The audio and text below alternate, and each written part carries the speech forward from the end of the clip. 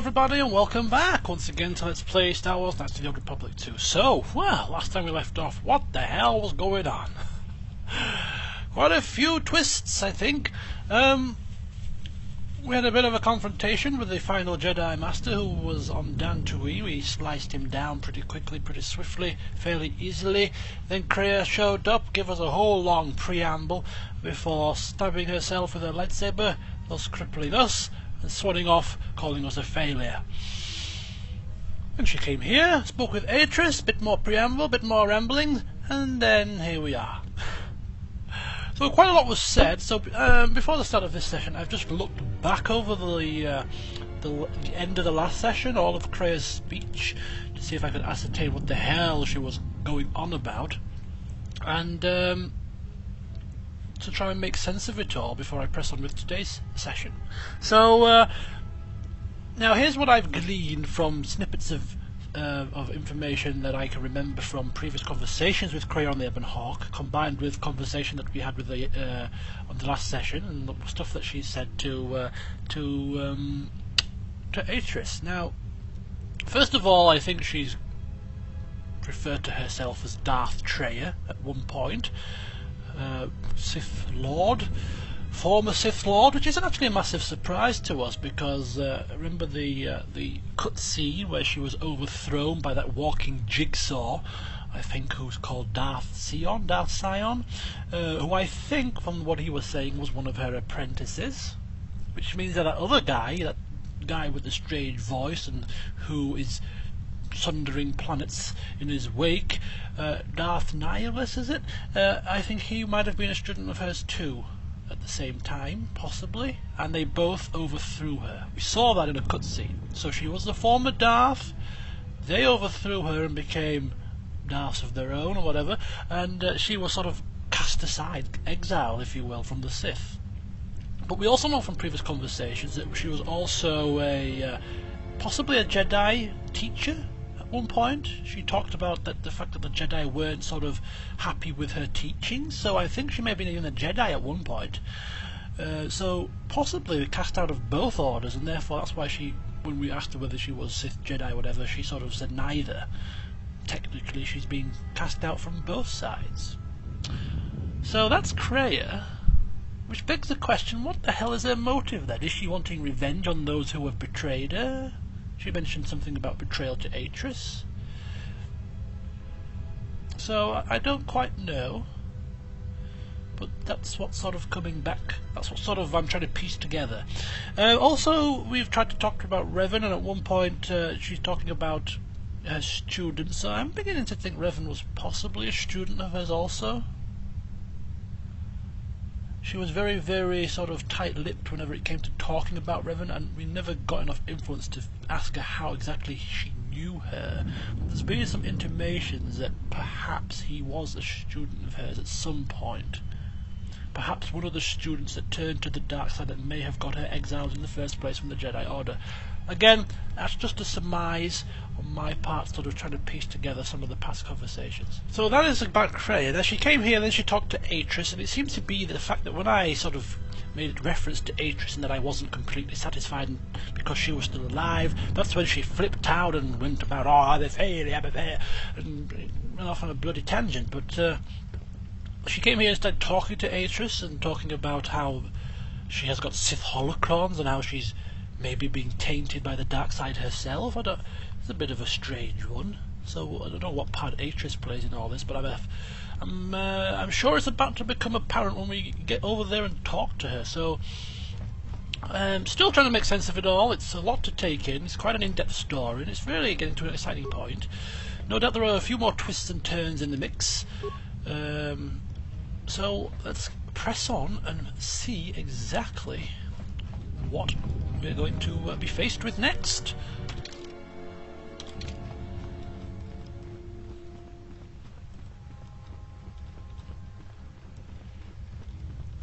No doubt a big showdown of some sort. Oh, lab station. May prove to be useful or not, as the case may be. A workbench also. It's a bit late for that sort of stuff now. I just want to get to the answers. get to the crux of the matter. Find out what exactly is going on. So I think we're going to the here. I think we're going to the sort of meditation chamber. That's where I'm assuming they both are.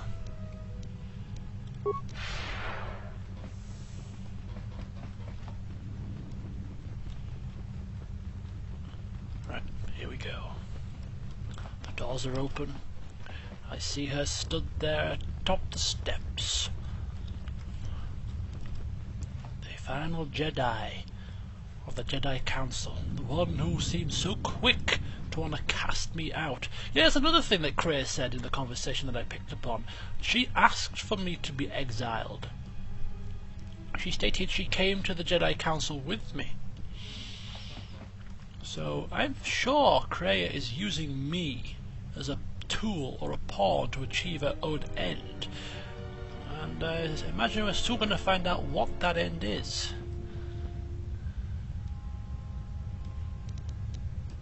She said you would come here to this place. If you think you can defeat me here, you are wrong. All this collective knowledge, all these teachings of combat and the Force, they are mine to command. And if I must use it to end you, I will. Surrender. You need not die. Surrender? Surrender? I haven't come all this way to surrender.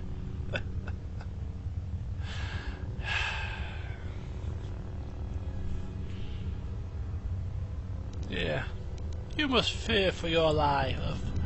You must fear death to beg for your life so. I fear nothing, least of all you. Let us end this. Indeed, let us end this. Should I want to take her down like I have taken down some of the others with sword play, lightsaber abilities? Go! Right. Yes, I think I do.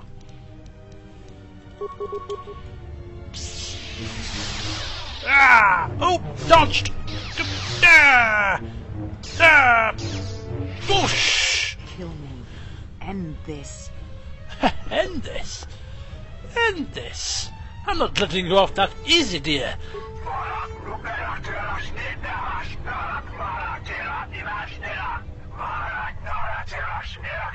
If you will not kill me, then what will you do? I will question you first, then I shall kill you. Tell me where Kreia is. Where she walks is hidden from my eyes, but not from those of her kind. It is possible I may draw one last piece of knowledge from these holocrons.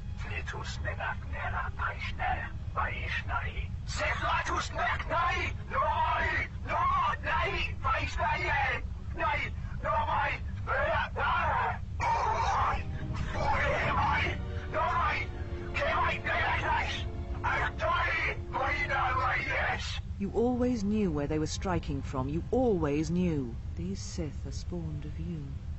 Spawned by the Mandalorian Wars. All those deaths. All those Jedi. Their power is to feed on life. Until nothing is left except a hollow galaxy, echoing with the screams of the Jedi lost to us.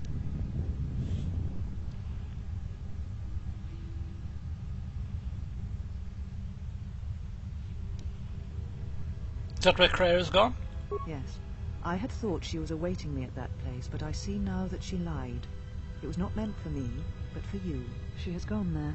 She is waiting for you to travel to Malachor 5, to finish what you started. What I started? Yes. You are an echo in the Force. A hollow space where it has been wounded. It takes a great act of destruction to create such emptiness. But it can be done. It creates places where the Force is difficult to hear, and difficult to find one's way. And you carry it with you, always. But what does this have to do with Kreia? Now she seeks to create another echo, a wound in the Force.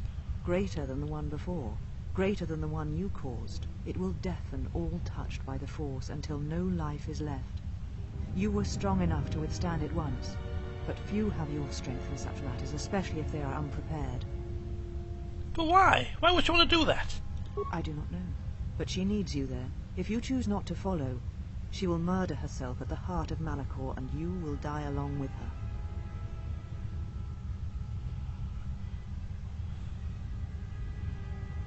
Why? I don't understand. Why would she do such a thing? She seeks the death of all Jedi, all Sith, and the death of the Force. It is madness. It is impossible.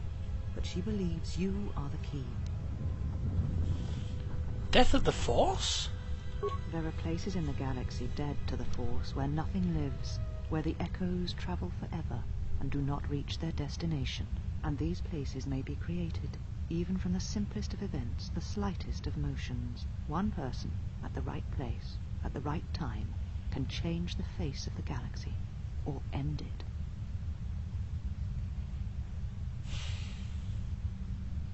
But why would I matter? Why does she need me? You're important to her somehow, but I... But I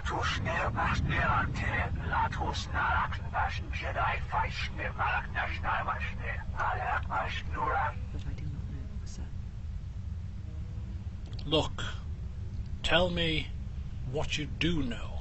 She is willing to sacrifice herself at the heart of that graveyard world for you. A choice others have made in the past. A choice I wish to make. It is because I care for you, and I suspect that you alone hold that place in her heart where nothing else lives. And that is why you are the only one who can stop the destruction to come. Right. Well, I think I've asked enough questions. This matter is finished. And what will you do with me now? Abandon me here on this dead world, or end my life as I wish to end yours? Put them on my toes, eh?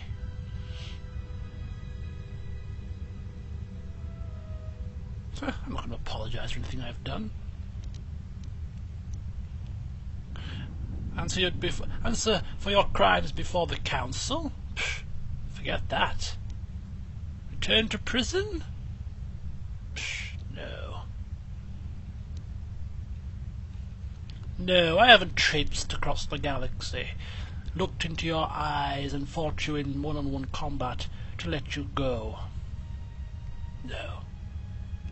As the other Jedi Masters, you shall follow, and you shall end up at my feet, dead.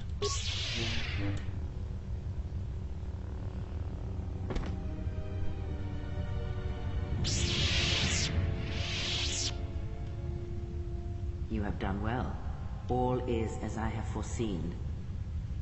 There must always be a Darth Treya, and if it will not be her, then I must assume that role, and as always bring about the betrayal of the Jedi and the Sith. So is she trying to basically wipe out all Sith, all Jedi, all use of all Force, because she has been betrayed by both sides and therefore wants ultimate revenge?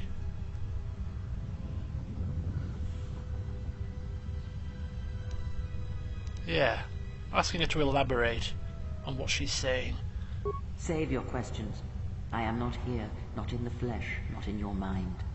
These holocrons hold much of the Sith, and they hold much of my teachings from long ago. But you have much yet to learn, and great tests await you.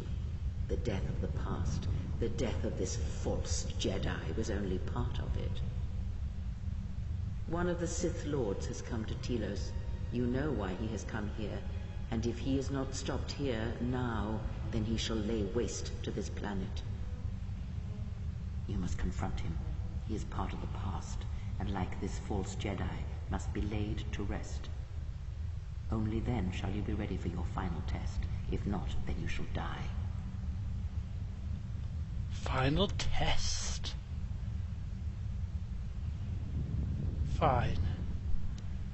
Then I shall meet him in battle, and then I shall confront you next. Such arrogance.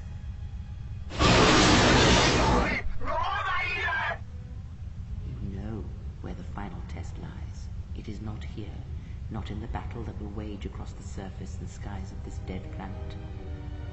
And know that if you do not come to me, if you run from this, then I shall sacrifice myself and end both our lives through the bond we share. You know where you must travel, and there I shall be waiting for you.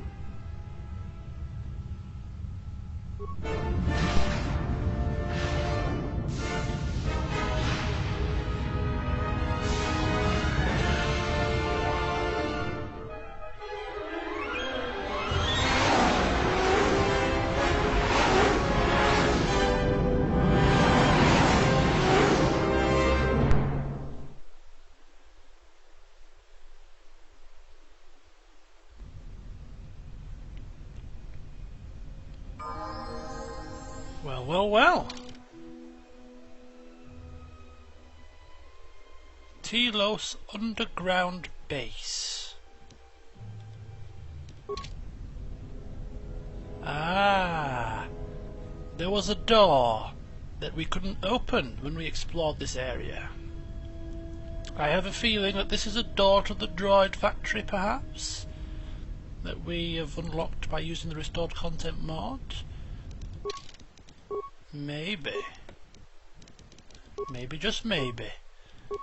Right, well, we're going to soon find out.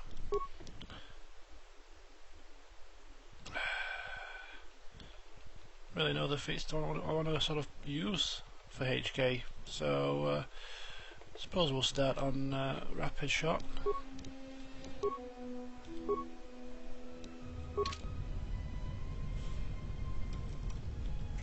Military base sub-level. Okay.